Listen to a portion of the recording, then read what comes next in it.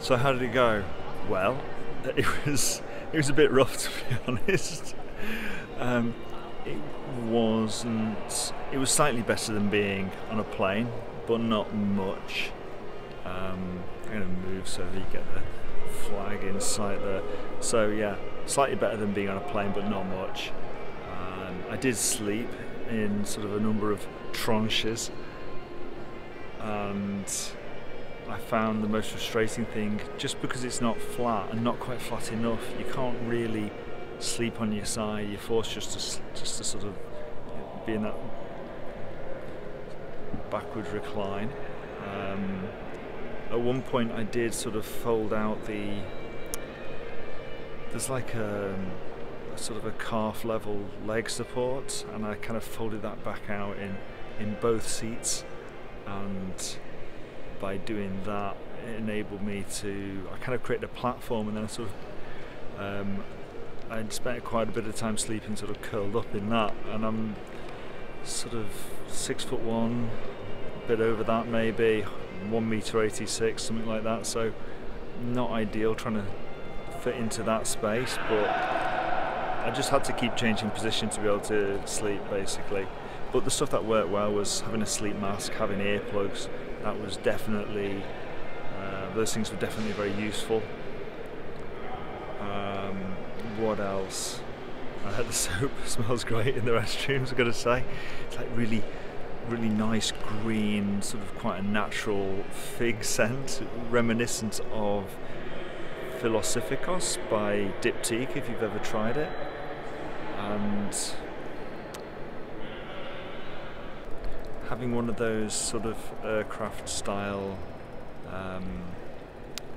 you know, the sort of the neck brace type cushions, that was good.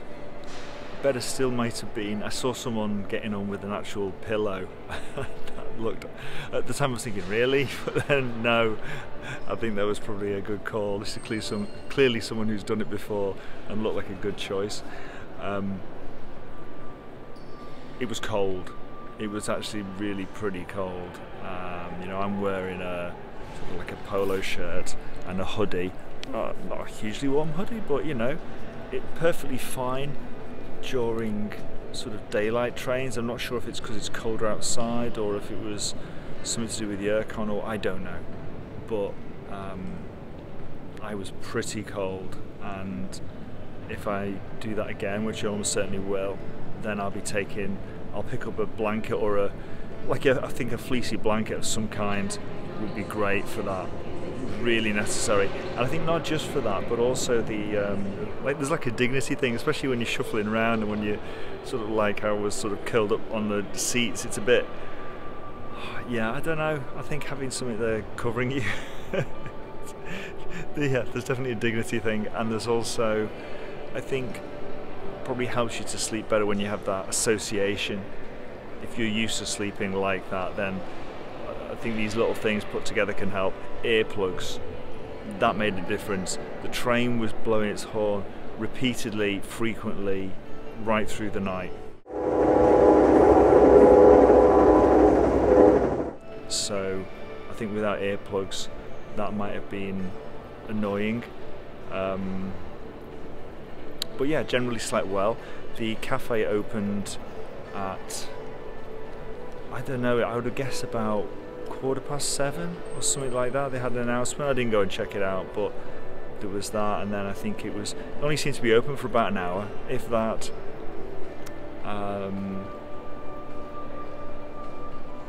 Yeah, it's good to splash my face in the washroom before I got off. That just that extra element of you know, helping to wake up and helping you to feel a little bit sane, in lieu of actually being able to get a shower or something like that. But I did a number of points on the trip while I was awake. I was thinking, what am I doing? Oh, this is ridiculous. You know, why don't I get you know, I should have got one of these little roomettes, or, you know, the full sort of sleeper room or whatever. Yeah, I was thinking, I'm never doing this again, never. But actually in the end, I got a pretty good night's sleep. It was just in parts, and I feel pretty refreshed actually, so that's not bad. But it was while I was actually in the process of trying to get that sleep, it was a bit rough. You don't get to choose your seats when you get on. You go along the platform, and the guy, or at least in this case anyway, the guy was basically told me quite authoritatively that I was in seat, I can't remember the number, but I was in whatever seat. And there's that sort of anxious moment when you're thinking, like, am I going to be next to somebody? Am I going to be in an aisle seat? I don't want either of those things.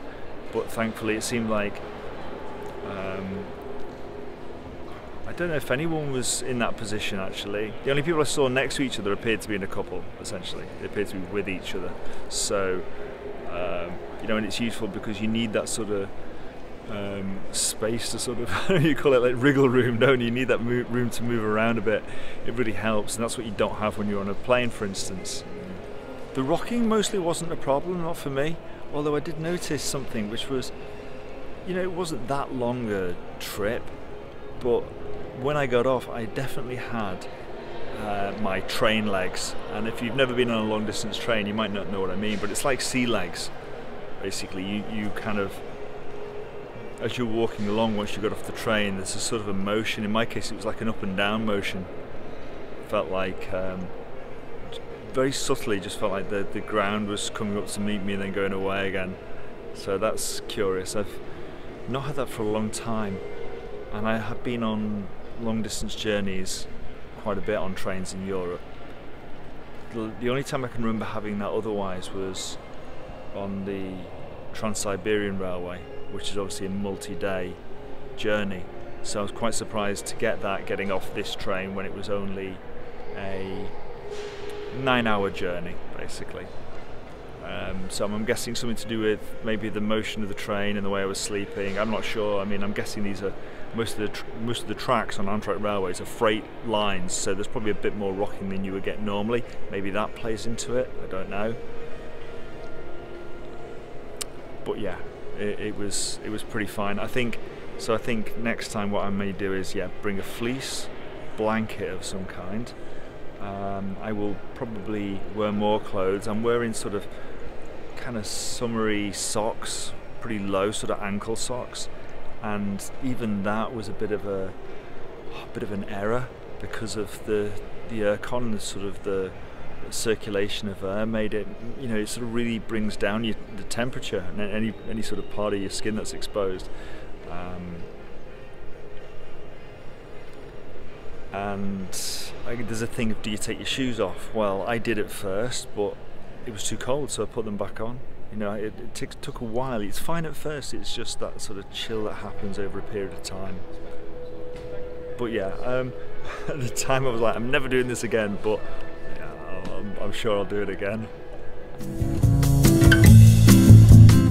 Next up, I'm going to be leaving Chicago behind. It's a stretch to even say I've arrived. And taking Amtrak's Empire Builder service across the top through these northern states. If you want to see how I get on, then like, subscribe and hit the bell. Till then, bye.